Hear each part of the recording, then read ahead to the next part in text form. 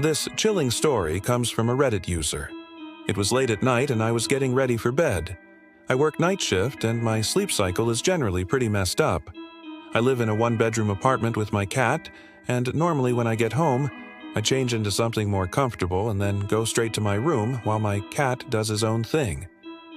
I'd just gotten home about an hour ago and hadn't really talked much to my roommate since he moved in a few weeks prior. He was a quiet guy, kept to himself, and seemed nice enough. The door to our shared bathroom was open, and I heard a shower running. Okay, cool, I thought. He's probably in there. I headed down the hall towards my bedroom, and I could have sworn I heard someone call my name. I stopped and listened, but didn't hear anything else. I thought maybe it was my cat because he's known to meow at random times and also likes to answer to my name. So I walked into the kitchen to check on him, and he was sitting on the counter calmly licking himself.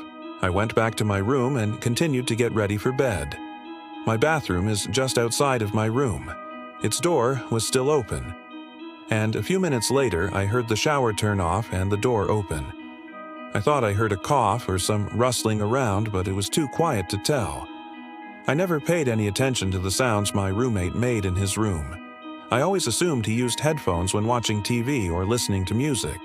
That was until now. It's been raining heavily lately, and there's always some background noise of rain hitting the windows, especially in the bedroom. So I turned on my bedside lamp and got into bed. I pulled the covers up to my chin and tried to read a book while waiting for my eyes to get droopy. I wasn't really paying attention to anything else going on around me. That was until I heard a very distinct, "Hey you!" I knew that voice. It was my roommate's voice. I slowly looked up over the top of my book and saw the bedroom door was slightly ajar. It was dark, so I couldn't see anything else. I called out, "Yeah?" and waited to hear a response. I never got one. The next time I heard my name, I was wide awake. I sat up in bed and listened closely. I heard shuffling footsteps coming from the bathroom. I strained to listen, but it sounded like whatever he was doing in there had stopped. A moment passed. Then I heard the toilet flush. Now, this is where things get weird. I'm telling this from memory, so I may not have the order exactly right, but here goes. I heard the bathroom door open, footsteps towards my bedroom door open, footsteps near my bed, and then silence. I was paralyzed with fear. I didn't move or make a sound. I wanted to scream, but I physically couldn't. My mind was screaming at me to run out of the apartment, hide somewhere, do anything. But my body wouldn't listen. A few moments passed and I started to calm down a bit.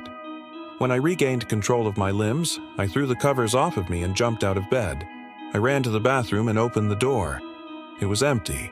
I checked the shower and the toilet. Nothing. I even looked in between the shower curtain and the wall. Nothing. Okay, maybe it was just a dream, I thought. I went back to my room and noticed my front door was open. I slammed it shut, locked it, and bolted the thing. I have a heavy table beside my bed, so I moved it in front of the door for good measure. Then I called my best friend. We chatted for a bit before I brought up what happened. She didn't believe me at first, but after I insisted, she told me to stay on the phone with her and wait until morning. I guess I was more shaken up than I realized because I burst out crying. I don't think I've ever been that scared in my life. My friend stayed on the phone with me until I fell asleep. In the morning, the sun was streaming through the window and my friend had fallen asleep on the other end of the line. I got out of bed and slowly crept towards the door. I cracked it open and peeked outside. No sign of my roommate anywhere. I was relieved but also worried. What if he was outside my door the whole time? What if he was watching me? What if he broke in while I was sleeping? I went to the kitchen to find his phone number so I could call his family and let them know something happened, but I couldn't find it anywhere. I decided to wait a bit longer and try calling later in the day. When my friend woke up, she told me to stop being ridiculous. No one was out to get me, she said. I told her I just needed some time to process everything, but she was already hanging up by then. A few hours passed and I was just about to take a shower when I heard my doorbell ring. It was noon at this point. Who could it be? I looked through the peephole and couldn't see anyone. I cautiously opened the door and asked who was there. No reply. I took a step outside and almost tripped over a box on my welcome mat. I picked it up and felt around for a tracking device or anything, but there was nothing. I was about to bring it inside when I saw a label on it. It read, "Do not open until 6 p.m. tonight." Curiosity got the better of me, and I brought the box inside. I set it on the table and proceeded to stare at it for the next 8 hours. Every time I heard a creak in the house, I flinched. I considered calling the police, but what would I say? A mysterious box left on my doorstep with instructions to open it at 6 p.m.? They'd probably laugh in my face. At around 5 p.m., my curiosity got the better of me. I ripped off the label and started cutting into the box.